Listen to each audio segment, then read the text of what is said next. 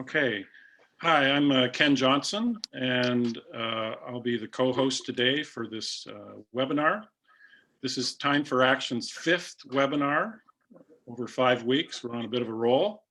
And first, I'd like to mention that Kathleen O'Hara, Rolly Montpellier, my colleagues, and I are all on the unceded traditional territories of the Algonquin people in the Ottawa area.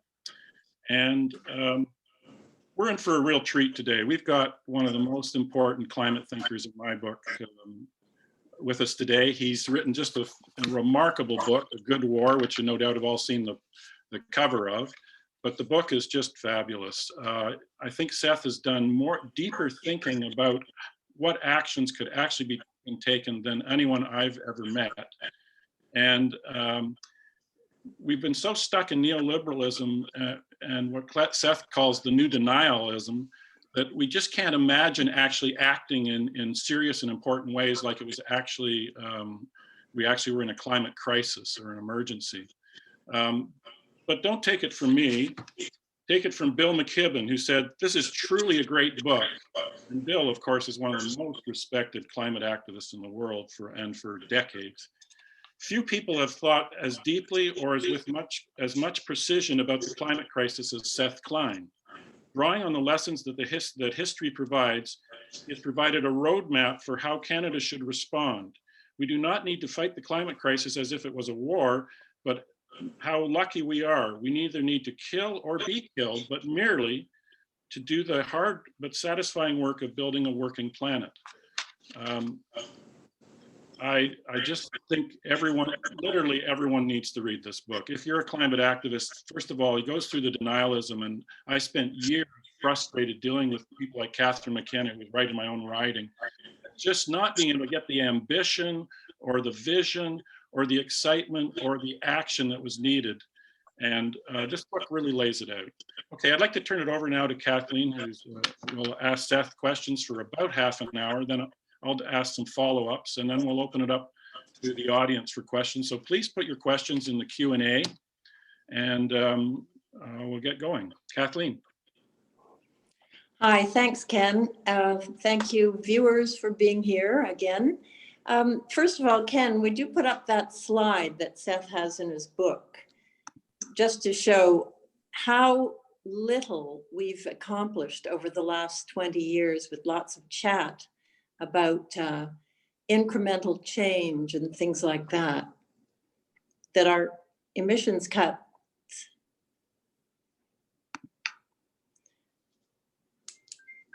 Seth, do you want to comment on this graph that I think you think is key? Yeah, well, first of all, let me just say hello and thanks for the invite, and thanks to, great to see. I see that we have just over 100 people joining us, and thank you all for your interest. I'm joining you with gratitude from the unceded territories of the Musqueam, Squamish, and Tsleil-Waututh nations, otherwise known as Vancouver. And yeah, the chart that you see there is the chart that I begin the book with. It's really what I took as the opening premise of my book, which is namely that everything we've been doing isn't working. That in the parlance that we've all become used to in this pandemic, we have failed to bend the curve. The best you can say about it is that we have flatlined our emissions after all the pledge and talk, and if this remains our trajectory, we're fried, and so we need a new approach. Okay, thanks. Thanks, Ken, for the slide. So we have a challenge, a huge challenge ahead of us. But let's get back to your book, because before the Second World War, they also faced a huge challenge. And I'm just wondering how they managed to face that challenge in 1939. Yeah, well, so for anyone who's joining us who doesn't know the twist I employ in the book is entirely, the book is on the mobilization for the climate emergency, but it's structured entirely around lessons from the Second World War.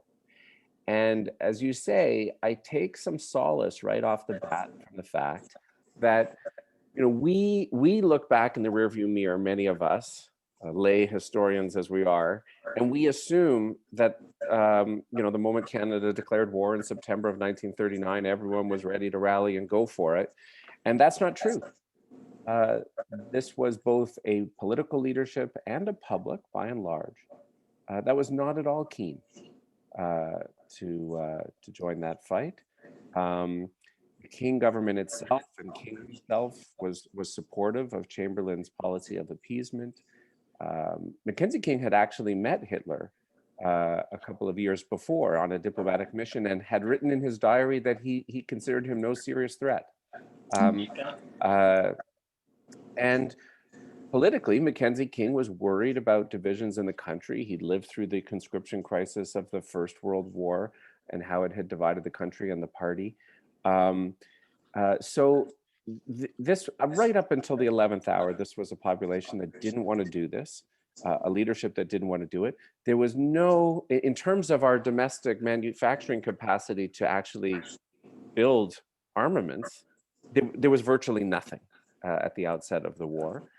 And even once war was declared in September of 39, historians refer to the next 9 months as the phony war, which is to say we declared war, but not a lot immediately happened. No immediate battlefront emerged.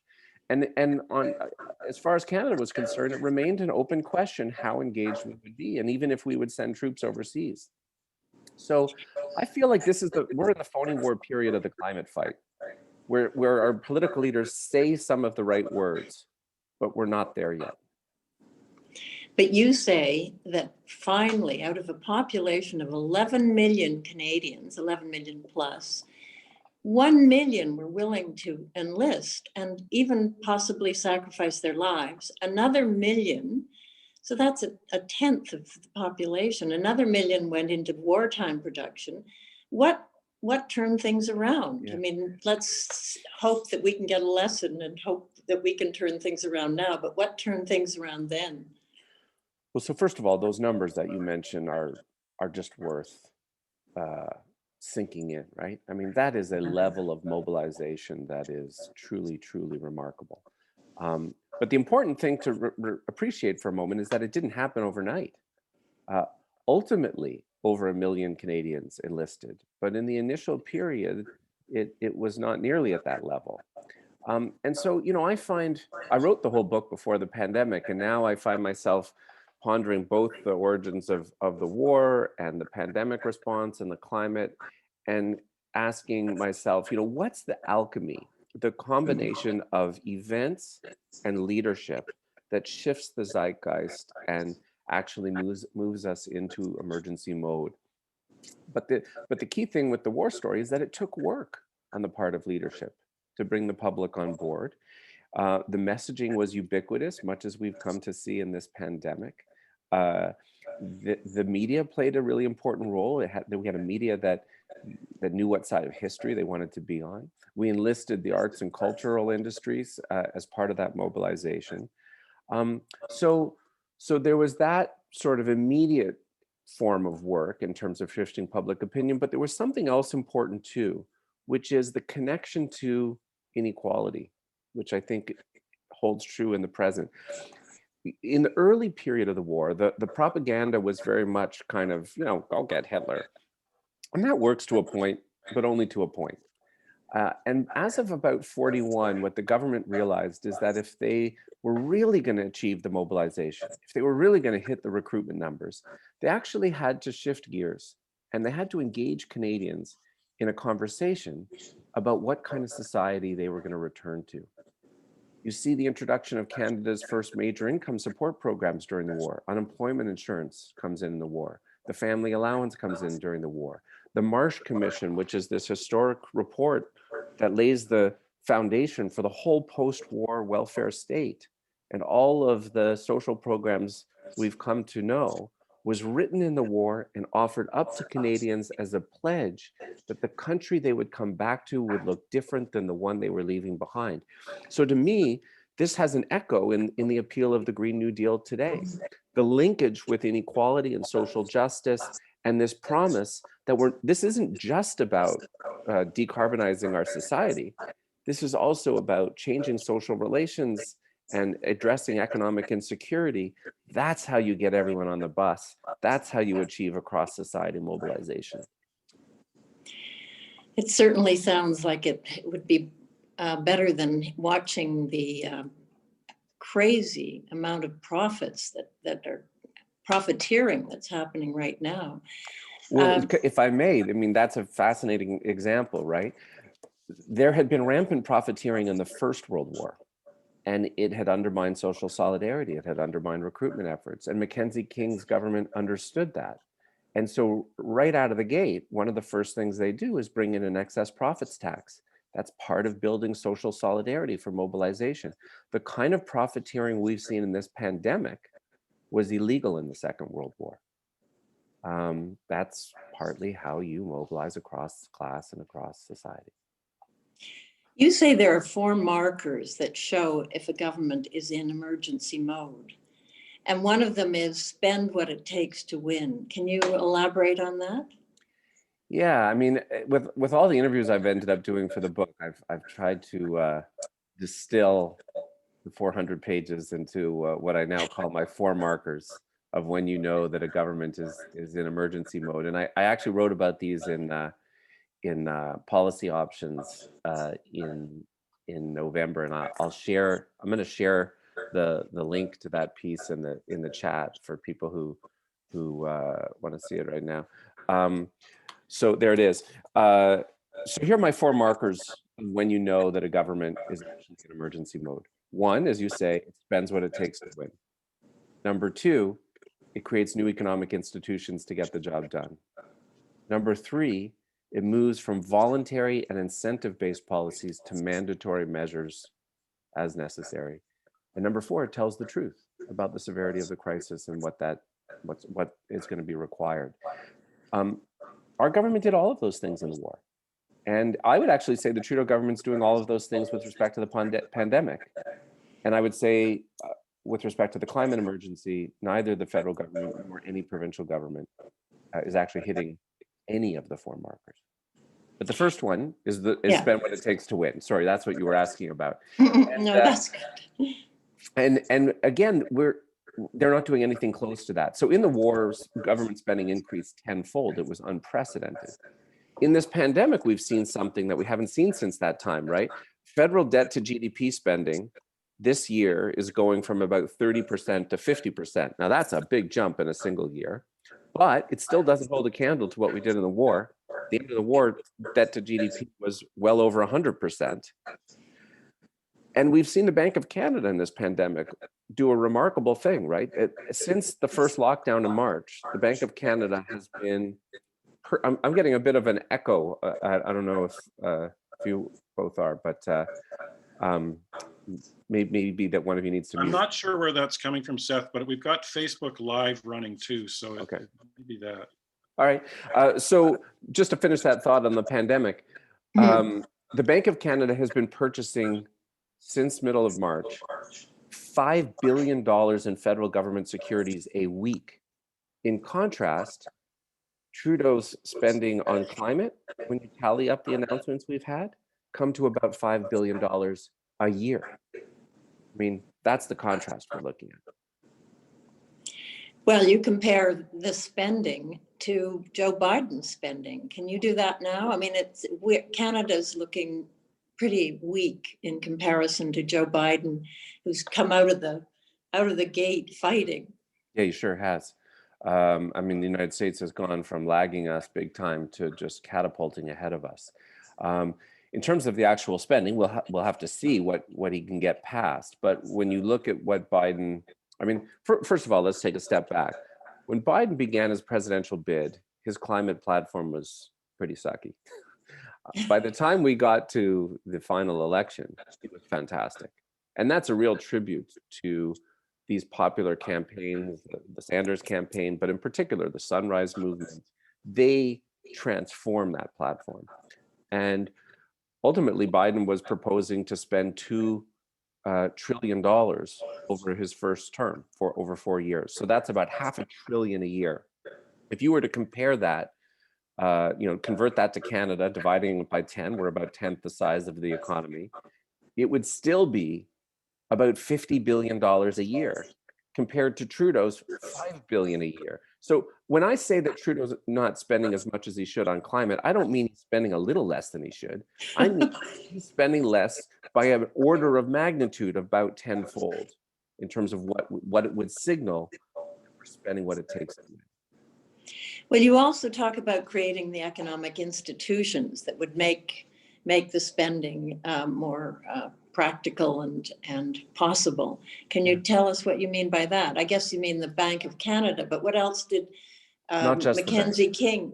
Yeah. Well, they take different forms, but in the Second World War, it particularly took the form of the creation of new crown corporations.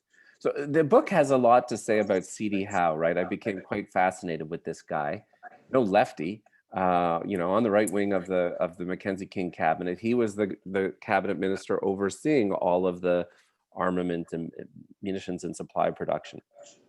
And I describe him as an engineer in a hurry. He was an engineer by training, and he was seized with the task. And so, like, he's a private sector guy. He's happy to give contracts to the private sector, but anytime they couldn't quickly do what he needed done, he creates another crown corporation. He ends up creating 28 crown corporations in the course of the war. Now, again, let's contrast that with Justin Trudeau. Justin Trudeau has created 2 crown corporations in his time in office, one of which is the Canada Infrastructure Bank. It's sort of a vehicle for privatizing infrastructure. And the second, I hate to say it, is the Trans Mountain Pipeline Corporation. It's the one that makes us all the proud owners of a 60-year-old oil pipeline from Alberta to my province. The reason those crown corporations matter is because if you're not creating crown corporations, the best you can do is try to incentivize somebody else to do what needs to be done. Look at what's just happened in the pandemic. 10 or 11 months ago, we should have recreated a crown corporation like we used to have with Connaught, like Linda McQuaig writes about, to manufacture the vaccine. The UK did that. Australia did that. We didn't do that. We simply signed promissory contracts with other producers, and look where it's left us. Completely reliant on others to provide us with what we need. So, sorry, I just got something on my screen. But just to bring that to the present, in the same way that C.D. Howe did that, I think we should be imagining, okay, what's the next generation of public enterprises, of crown corporations, that will allow us to mass manufacture and deploy all of what we will need to electrify our society. And other kinds of institutions too, like what about a wartime information board to boost the level of public literacy? I propose in the book a new federal transfer, a just transition climate emergency transfer, to help expedite the transition, particularly in oil-dependent provinces like Alberta, Saskatchewan, and Newfoundland. So that's what I mean about creatively thinking about new enterprises to get the job done. Well, you've got a list in your book of the wartime crown corporations, and then you've got another list of what you suggest. For example, transportation. Can you say what else you think we need now that Trudeau or the Liberals, or let's hope they stay in and we don't get the Conservatives, should be starting with? I mean, where would they start? Well, this was a sort of a fun exercise. Yeah, you go through a kind of fun little mental exercise in the writing where you say, okay, what was the logic by which King, or in the past, we've created past crown corporations, and then you map the same logic onto the present, and you say, okay, well, what would those crowns be today? And I have a 3-page list of them, but around high-speed rail, right? So if no private sector has stepped forward to do this, let's just do it. That's what we did with railroads historically. What about, I went through the exercise a year ago of getting all the natural gas out of my home and switching to electric heat pump. It was hard and it was expensive. And my main takeaway from that exercise is that if this is actually going to happen at a mass scale, we need a new crown corporation to mass produce and deploy electric heat pumps for millions of homes across the country, take the profit margin out of it, get the economies of scale, have an army of installers that can come around and make this easy for everybody. That would be another example. Same with the mass production of solar panels and wind turbines. I mean, the list goes on around how you can imagine the mass production of electric buses. Everywhere where we need the huge deployment, we have to do better than trying to incentivize the private sector to produce what we need. We should just do it. Well, you mentioned that Mackenzie King, or C.D. Howe more accurately, had $1 a year men, and which means that he brought in the business community. He didn't, it wasn't just government, although let's face it, the Second World War was before we were absolutely soaked in neoliberalism. How would you see bringing on the business class now? Because they're being pretty stubborn about change. Well, this is, I mean, yeah, there's a lot in your question there. So first of all, neoliberalism does hold us back, and that's something else I address in the book. When you look at the role of the private sector in the war, the private sector played a really important role in the manufacture of what we needed to produce. But the key thing is that in an emergency, we don't let the market and price signals determine the allocation of scarce resources. And that was what Howe did. He didn't just create all these crowns. He was carefully managing all of the supply chains of all the key inputs, machine tools, rubber, coal, fuel, timber. All of them are carefully coordinated to prioritize military production. And then, as you say, he recruited over 100 of these senior executives from the private sector to serve as $1 a year men, serving as controllers for these sectors or as heading up these crown corporations. And so what was striking to me is a lot of these key private sector leaders, what did they do in the war? They actually abandoned their private sector posts to lend their business expertise to the job that had to be done. And some of those key leaders in particular played an important role communicating to their fellow business leaders that, you know, while they all paid their due respect to the entrepreneurial spirit, they were very clear that to achieve what had to be achieved at the speed and scale required, it would have to be state-led. They disabused their fellows of any other notion. That's the conversation we need business leaders to have with their fellow business leaders today. They have an important role to play. And a lot of I'm grateful for a lot of the technology and innovation that we've seen from the private sector. But at this late hour, for that technology to now get deployed at the speed and scale required, it's going to have to be state-driven and state-mandated, to speak to my third sector. If we're relying, my third marker, I should say, if we're counting on this idea that the private sector will voluntarily deploy these technologies, we're in big trouble. It's got to be mandated, just like we've done in the pandemic, right? Well, actually, we had Donald Gutstein on a couple of weeks ago, the author of The Big Stall. And one of the ways that they stalled, that big business and government have stalled, is by saying we can rely on voluntary actions. Right. And as your first slide showed, that has got us nowhere. Exactly. Well, Donald is exactly right. And thank you for pointing back to the slide. When I look at that slide and I think, well, why is it that the best we've managed to do is flatline our emissions? If you survey almost all of the federal and provincial climate policies we've seen to date, they have one thing in common. They're almost all voluntary. We encourage change, we incentivize change, we give rebates, we send price signals. What we have decidedly not done is require. And in an emergency, you require. That's what an emergency mindset means.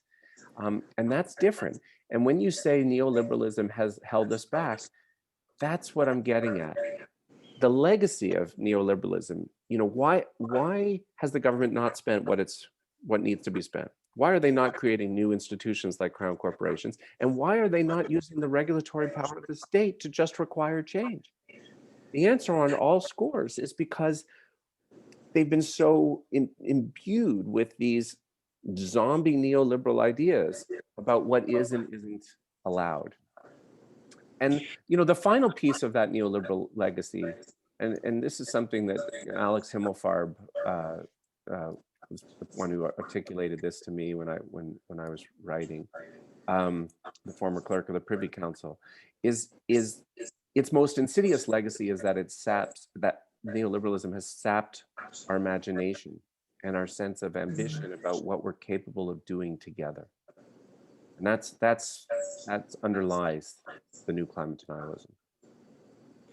You talk about changes in the actual structure of government. What happened if Trudeau was serious, what would he do in terms of his cabinet, the civil service, the PMO?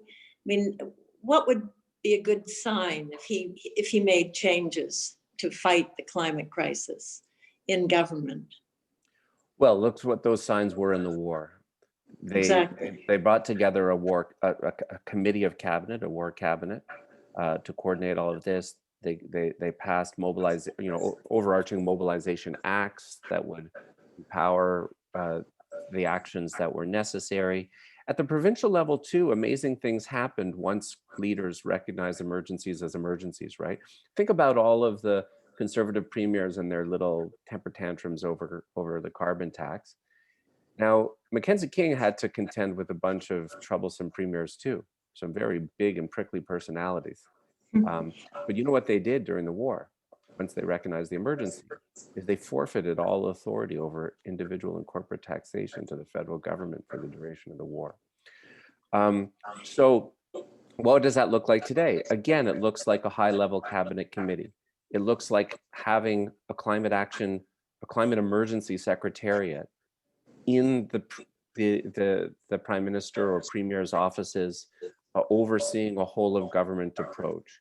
And it looks like embedding the 4 markers in terms, so you see it in the fiscal commitments, you see it in the creation of new institutions, you see it in terms of moving to mandatory requirements and telling the truth. The leaders we most remember from the Second World War were forthright with the public about the severity of the crisis. We don't have that on climate. We've seen it in the pandemic. We've seen it modeled in the pandemic on a daily basis, right? So it gives us some reminder of what emergencies sound like. Again, look at Biden. Biden's doing a bunch of this, and look at his appointments. Like if you listen to an interview with Gina McCarthy, this woman who's the new climate czar, the domestic climate czar, and then Kerry is the international climate czar. She's incredible. And the way she talks about this, I listen to her and I'm envious. Like I wish we had somebody at a senior leadership level driven the way she just exudes about the task at hand. Well, Kathleen, could I just interrupt for a moment? Some people are having trouble with feedback, and someone thinks it's you, Kathleen. So could you, when Seth is answering his questions or answering the questions, could you mute while you're not talking? Try that, see if it helps, because apparently it's quite annoying for some people. Thanks. Oh, okay, I'll try. Well, I'm almost wrapping up anyway, but I was listening to the coverage of Biden meeting Trudeau yesterday, and the coverage of anything they said on the climate crisis was first of all, they call it climate change, was so weak. And I really feel when you say tell the truth, that the media aren't telling the truth, not just the politicians. Mm-hmm. Yeah, well, so I have a section on that in the book too. Of course we want a media that is, truthful, grounds its work in the facts and in science. But in the face of a civilizational threat, you also want the media to pick a damn side. That's what they did in the Second World War. And, interestingly, in the States, the U.S. entered the war 2 years after us. I'm still getting this feedback. I'm not sure if I think you need to mute, Kathleen. In the States, it took them 2 years to enter the war, and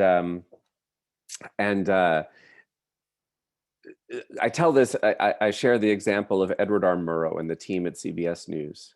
Now, Edward R. Murrow is held up as this icon of 20th century journalism. We give journalism awards in his name. And yet here was somebody who knew what side of history he wanted to be on.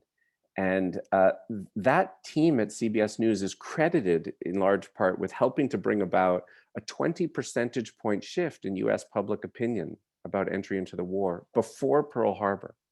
And here in Canada, thankfully the CBC had been created just a few years before the war, and the nightly newsreader was this guy Lorne Greene, right, who went on to become a famous Hollywood star.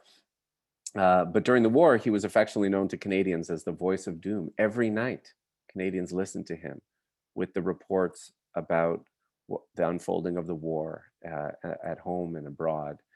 And I think about that, and I think, with our CBC Morning News, if we can manage to have hourly sports and business reports, surely to goodness we could have a morning climate emergency report that looks and sounds and feels like a climate emergency report, much like we've come to see in the pandemic, and that tells us how this battle for our lives is unfolding at home and abroad. Now you need to unmute, Kathleen.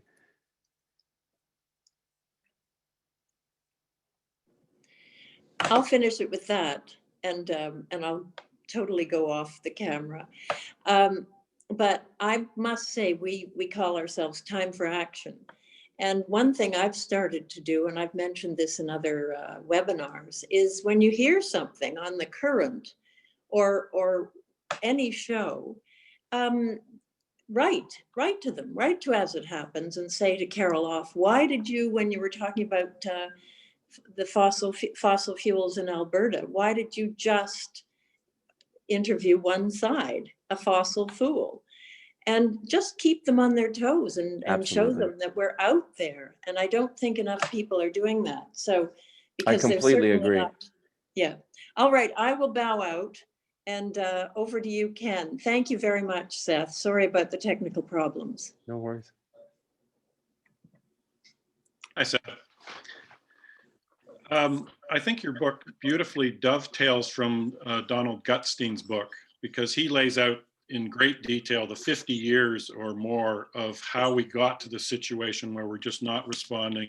We're still letting the oil and gas industry expand. We're still building pipelines, et cetera. And I think your book beautifully dovetails from that into exactly all the stuff we need to do to change, to get things going. And changed. I wondered, well, first of all, someone's asked, did you send a copy of the book to Justin Trudeau?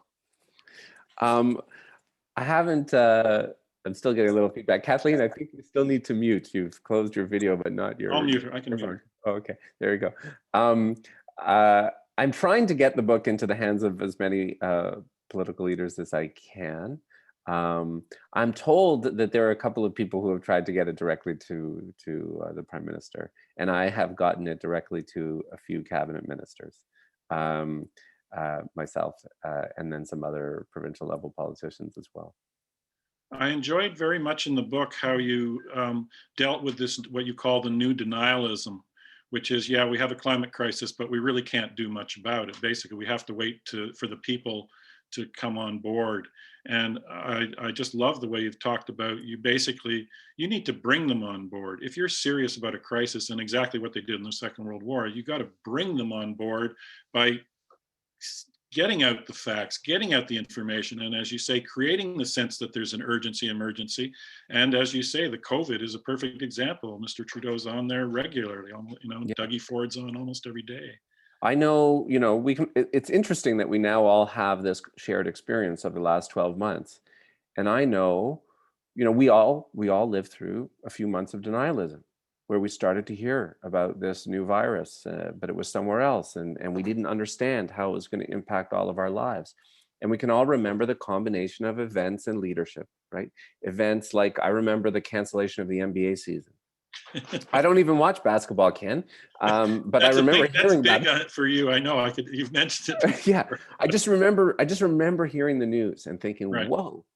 But I also know that it took seeing my prime minister in front of his house every morning. That's partly how it gets communicated, and how you bring the public on board. And we have not seen anything like that kind of leadership when it comes to climate.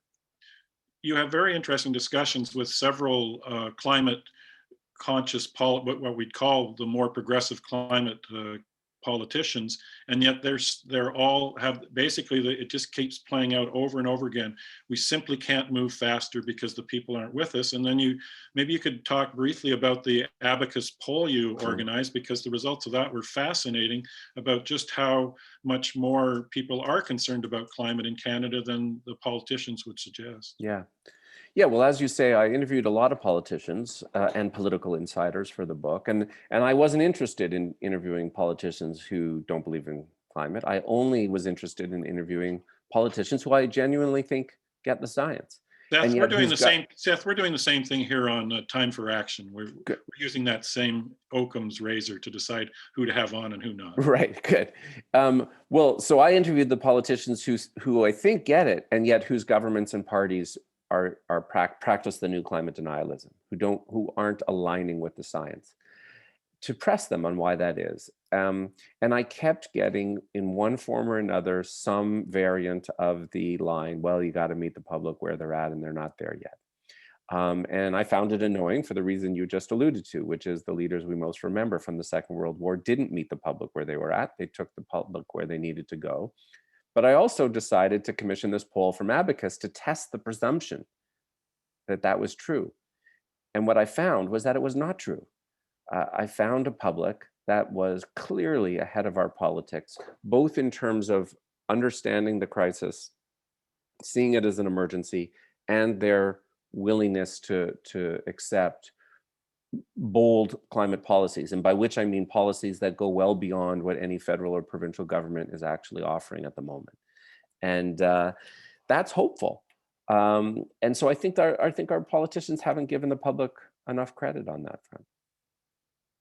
I always used to discuss with Catherine McKenna, being right in my riding, Catherine, how come you aren't putting out more information? If you're worried about moving the people along because we have this crisis, why aren't you putting out information to the public to bring them along?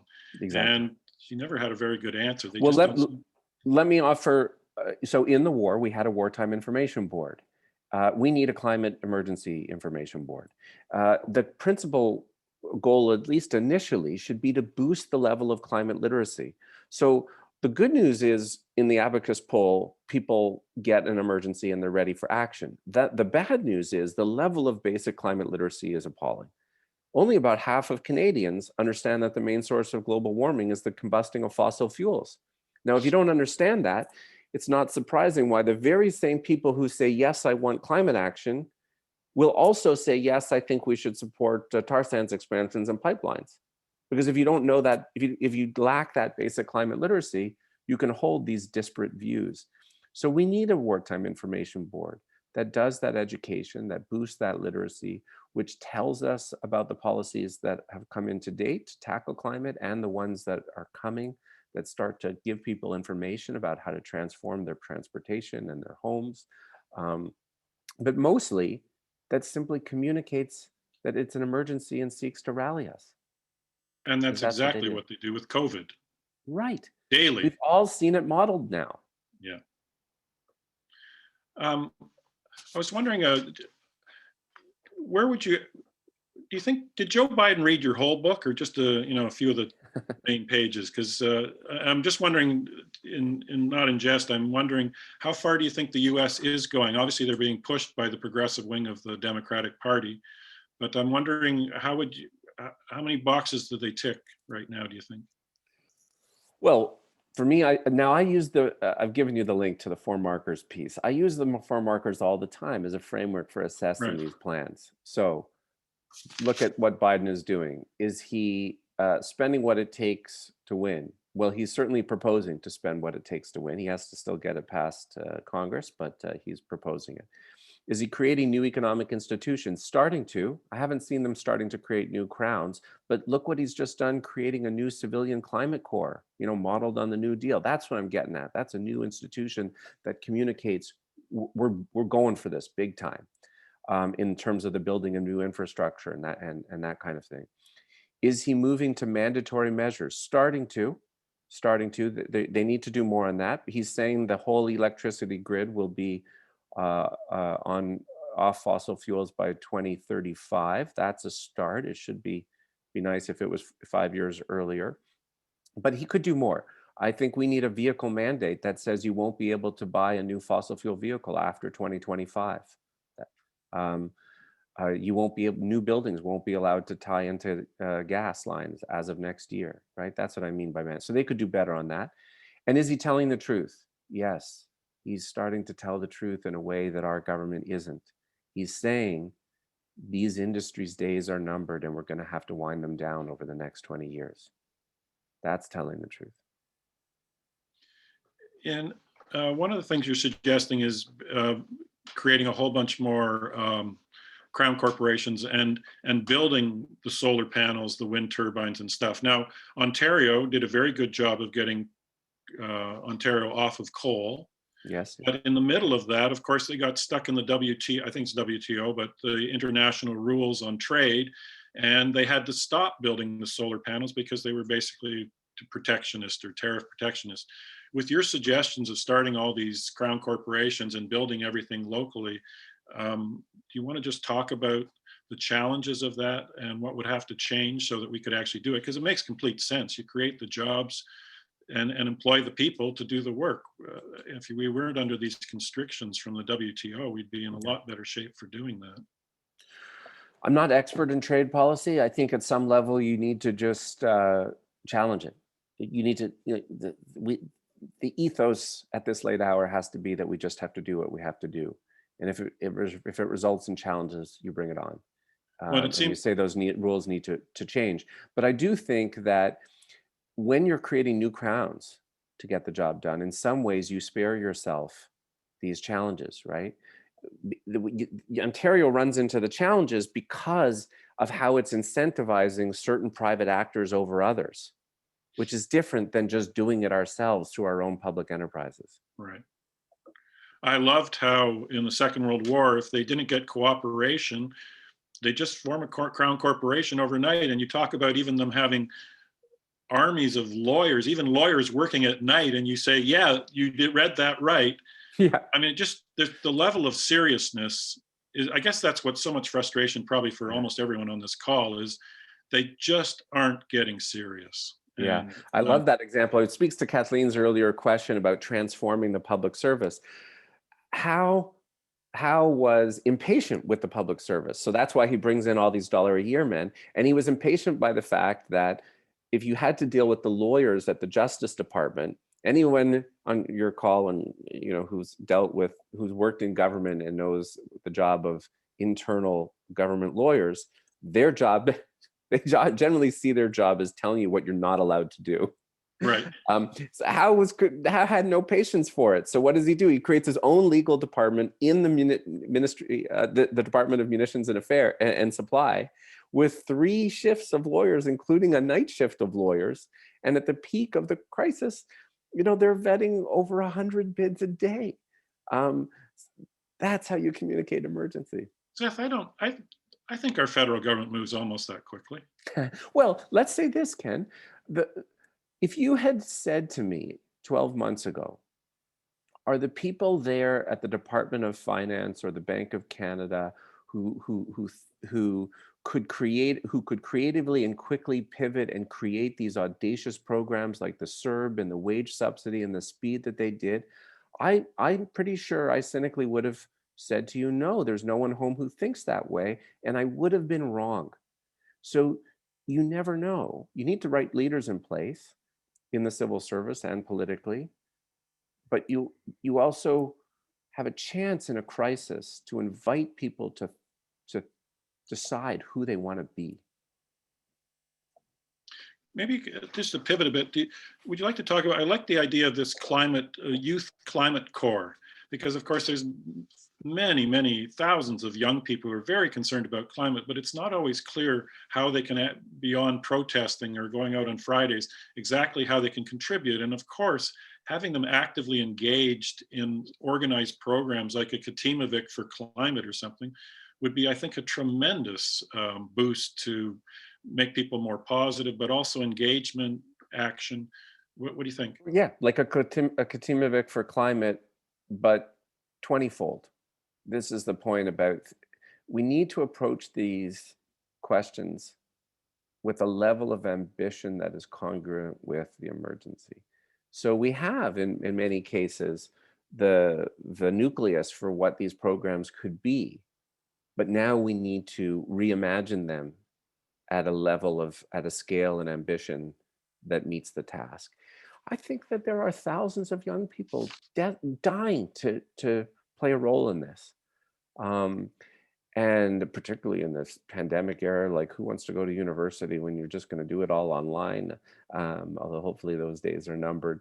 But the very idea of being able to spend a couple gap years between high school and university, actually in this tiny window that we have of the next few years, to say, well, you know what, I'm gonna park some of my longer term plans and spend my next few years helping my country and the world rise to this defining task of our lives.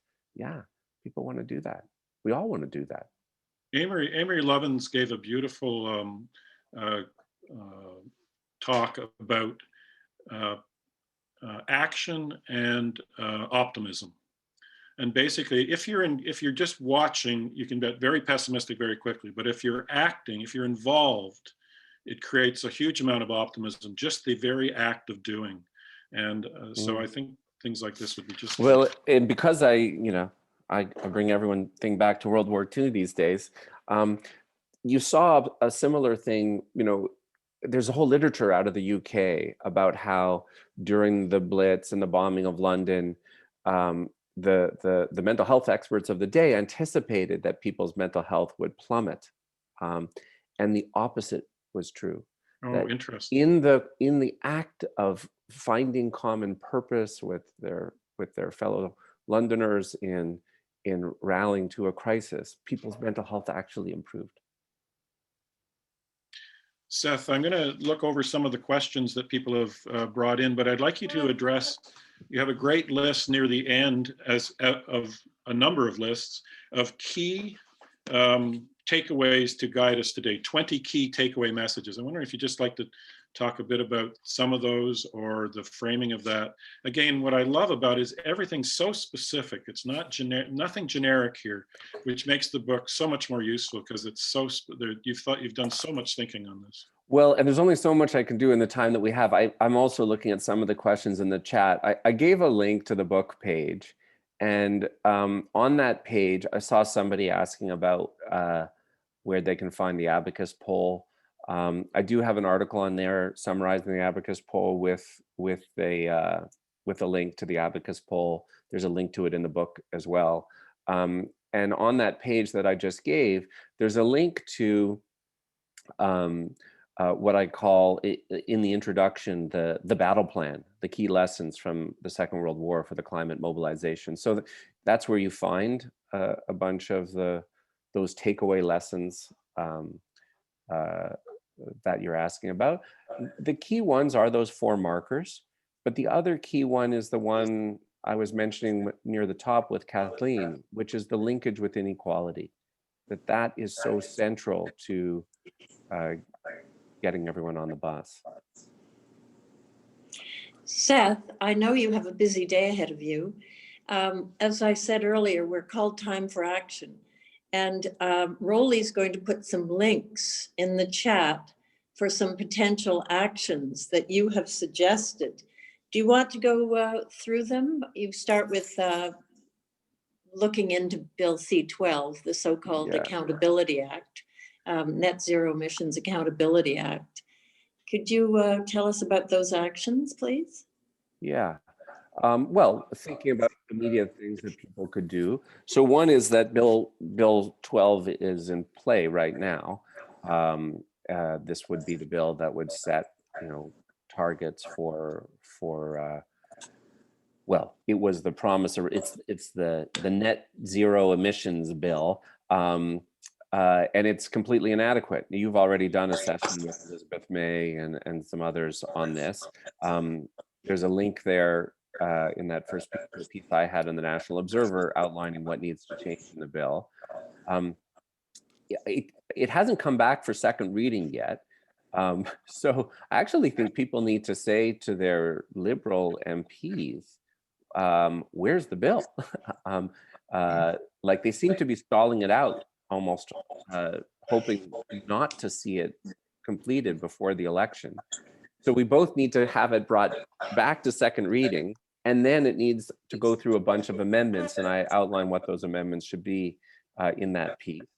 350 currently has a similar kind of campaign underway now, in the same way that the government had promised new targets, which are supposed to be in Bill C-12. They had also promised a climate, a Just Transition Act, and yet they've not tabled it. So 350 has this campaign calling, and sorry, the screen, we lost it on the screen, but I would bring it back. It has a link to that 350 campaign, which is active.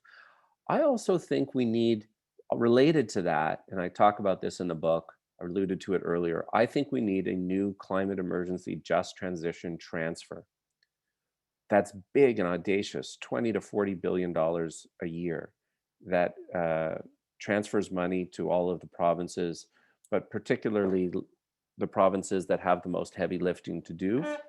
There's a link there to a piece I had proposing that idea with Gil McGowan, who is the president of the Alberta Federation of Labor.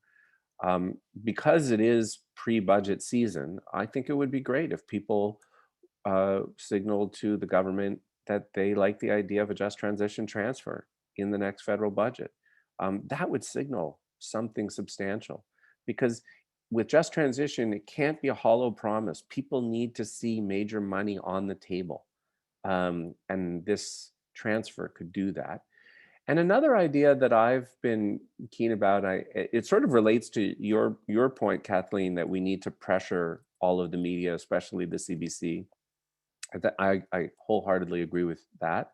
The flip side of that is I would love to see a campaign that bans fossil fuel advertising, like fossil fuel cars and gas stations, because again, this comes back to, how do we communicate emergency? If you tell people it's an emergency and yet they still see ads for these fossil fuel vehicles, that's confusing. It's dissonant for people.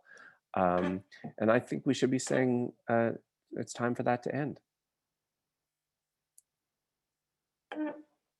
You're muted, Kathy. Could you just tell us a bit more about the Just Transition Act? Hadrian Mertens Kirkwood mentioned it last week, but where is it? What's happening? We just mentioned it briefly last week. Well, it's nowhere. This is why 350 is running this campaign.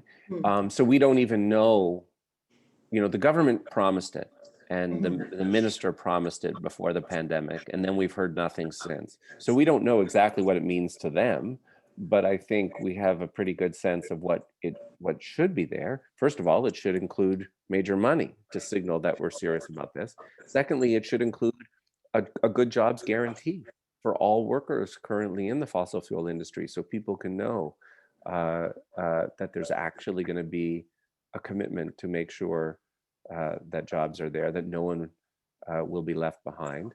But it also would signal that we understand that the fossil fuel industry has to be on a timeline for wind down, right? So that when something like canceling Keystone comes up, instead of fighting it in this tone-deaf fashion that we've seen from the Trudeau government, there would be a recognition that actually we're not going to invest in new fossil fuel infrastructure. Instead, we're going to invest in the just transition. Great. Thank you.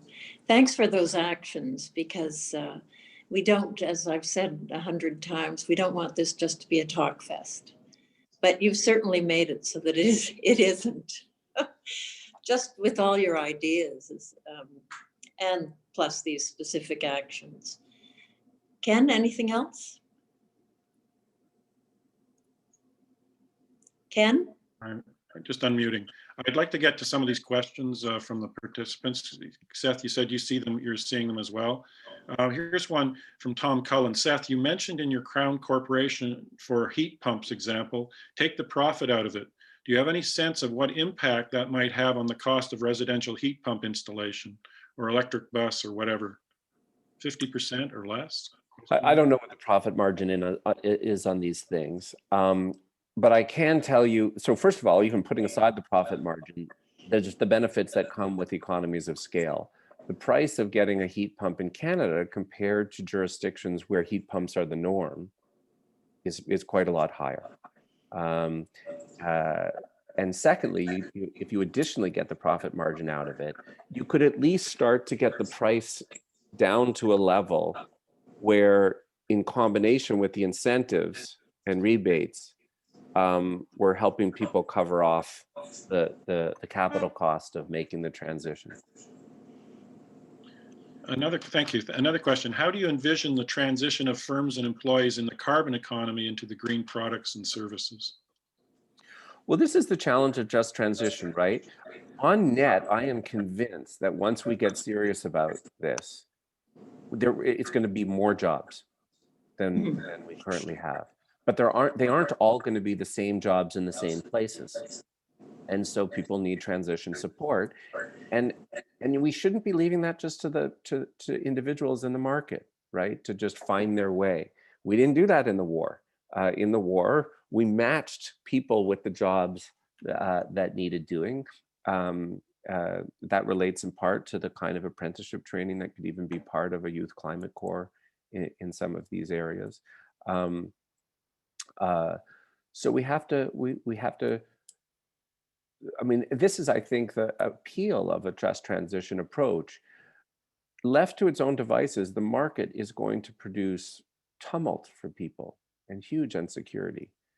And we have to be saying, look, we can do better than that. And that's what we did in the war, right? I mean, think about the comparison. There's about 200,000, you had Jim Stanford on the show, right? So, yeah. You know, somewhere around 200,000 Canadians are currently employed in the fossil fuel industry. That's a lot of people. And those people need support through the transition. But as Kathleen was saying earlier, in the Second World War, from a population less than a third the size we are now, 1 million people enlisted, more than 1 million were directly employed in military production. They all had to be recruited and trained. They all had to be deployed. And then they all had to be reintegrated into a peacetime economy afterwards. And the government created audacious programs of income support and housing support. They doubled this. The transformation of the post-secondary sector after the war was mind-blowing. The size of the post-secondary sector doubled after the war. If we could do all of those things from a population less than a third the size it is today, then surely we can meet this challenge. But you have well, to and I get the impression, I was a little young, but I get the impression the 50s were really a time of optimism coming out of the war. Yeah, yeah. But you have to be deliberate about it. Right. It doesn't happen on its own. I really like just how much you say it has to be active intervention by governments, not passive. How about the federal provincial thing? How much is that a problem? Or how they deal with that in the Second World War? Well, as I said when I was talking with Kathleen, a remarkable thing starts to happen once the provincial governments too see it as an emergency in terms of how they forfeit certain powers over to the federal government. This is hard. The issue of how we navigate Confederation is hard. It makes climate action more complicated in Canada than in more unitary states, but it is not insurmountable. That is the point I'm making in the book. First of all, it's not insurmountable because even in places like Alberta, there's more support than we often appreciate, right? And we mustn't let Jason Kenney define the political culture of Alberta. In the Abacus survey, support for bold action ranges from a high in Quebec to a low in Alberta, as you might expect. But even in Alberta, it's pretty darn good. Certainly enough to work with. And then if you layer onto that something like I'm proposing with the just transition transfer, where Albertans can see billions of dollars annually on the table investing in the things that we need with a level of confidence well beyond what the oil industry can currently offer them, you start to change the zeitgeist. So, you know, that's why I think it's possible. It's doable. Dave Berman said he's immersed in a living soil symposium right now, and he wants to know, even if we get emissions down to zero, will that not affect climate without attention to massive carbon capture through natural systems, photosynthesis? You address this aspect in your book. I do. We do need drawdown. We need to get parts per million back to 350. You know, the challenge there is that often our governments are quite keen on drawdown, whether it's natural systems, restoring natural systems capacity, or using, you know, technological forms of drawing carbon out of the atmosphere. We need all of those things, but we don't. But the governments often look at these things as a substitute for getting emissions to zero. They aren't a substitute. They have to be additional. We need to do both. You're going to run out for office anytime soon, Seth? No. Well, let me say this before we go. So first of all, there's already a politician in my house. My wife is Vancouver City Councillor Christine Boyle, and she's the one who brought the climate emergency motion to Vancouver. That was the first in English Canada. And Vancouver now has one of the most, and I think the most ambitious municipal climate emergency plans in North America. In Vancouver, no new buildings will be able to use gas for space and water heating as of next year. That's what I'm talking about by mandatory measures. It's not just a symbolic motion, it's got teeth. So she's a climate champ. But with young kids, you can't have more than one politician in the house. I do have a new gig, which I can share with you. It's not totally public yet, but David Suzuki has given me a home, he and his wife Tara, with the David Suzuki Institute. And we are creating a new climate emergency unit, which will be a 5-year project to basically try to take the ideas in the book and animate them and move them forward and lobby and cajole politicians to move into emergency mode. So that's what I'm going to be doing the next 5 years. Sounds like a great idea. We look forward to where that goes. I want to just get to it. We're just about over time now, but I want to get to just a couple more of the questions. Quite a few people put questions in. Someone's saying, Bill Winder says it's been a 70-year battle to get partial consensus on global warming. I'll just paraphrase it. And we watch terrible things on TV, shrug our shoulders, go on shopping. How to denormalize the climate crisis so it isn't seen as just another emergency. The problem is the lack of an emotional understanding of what the crisis means. World War II had patriotism as a motivation. Is there a comparable motivation to meet the climate crisis? I think I've started to spell that out, and the book spells it out in more detail. It takes both the events and the leadership to get the public on board. And remember, the public was not there at the beginning of the Second World War. I mean, my sense is, you know, the person asking the question says shrug shoulders. I think most Canadians watched the news about the rise of Hitler, you know, in the 1930s and reacted to it much the same way we might today, hearing about the latest outrages from Bolsonaro or Trump or you know, Duterte, and we shrug our shoulders and we think, you know, oh my goodness, thank goodness I don't live there. It takes leadership to shift us into emergency mode, but we have a record of having done such things.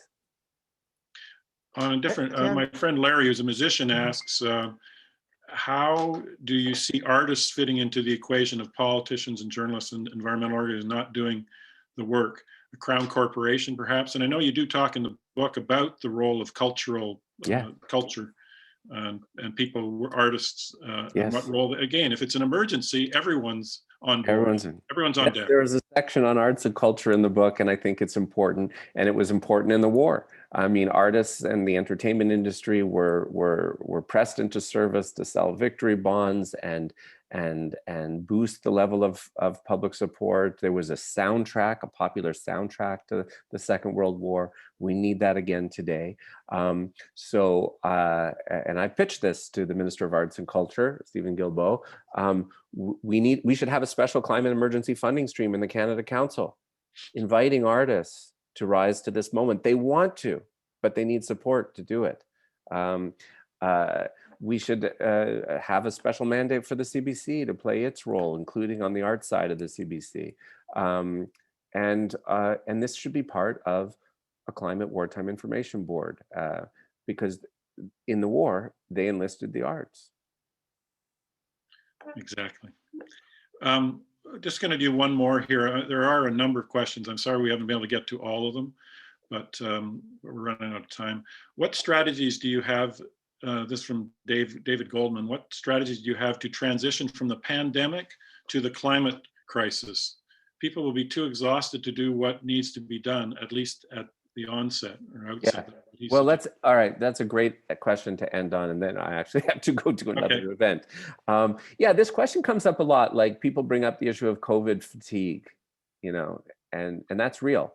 And people say, look how exhausted people are from the pandemic. It's been less than a year, and you're asking people to go into emergency mode for a few years. But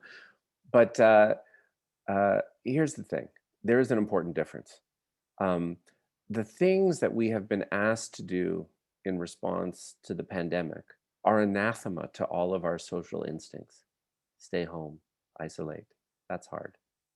The things that we are called upon to do in response to the climate crisis are precisely the opposite. We are asked to go out and do something grand together. Seth, I think that's a great answer and a great answer to end on. Thank you so much. Again, I'm going to pitch the book one more time for you, man. And I get nothing for no royalties for this. This is required reading if you're serious about climate action and activism, in my humble opinion. All right, thanks again. And Ken, could I add that, Seth, you have to get a whole truckload of that book to Parliament Hill. Okay. So that they can all read it. Well, you guys are in Ottawa, so I'm going to leave that with you. Okay. I'll get the truck. I ordered the 400 books this morning, Seth. We're set, man.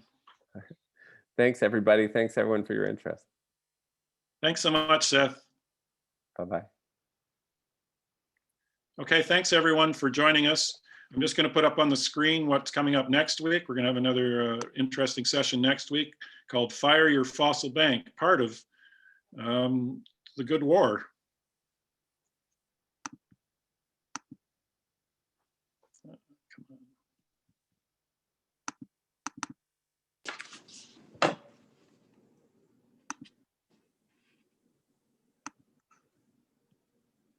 Any last thing you'd like to say, Kathleen? Well, I'll just say that we're going international, as you can see on the poster. We've got someone coming from Banktrack in the Netherlands, and I won't try to pronounce her name, I'm sorry, it's Meka. But since the Paris Agreement, 35 global banks have funneled $2.7 trillion into fossil fuels, and it's rising every year. Canada's big five banks have financed fossil fuels to the tune of $610 billion globally, while providing 70% of the money for the tar sands expansion. So this is really shocking, and we need to find out what's going on and then try to stop them. And our own Rolly Montpellier will be joining us, or them and us. And we hope you can come back next week. And if you're still around, Seth, thank you again. And thank you to all our viewers.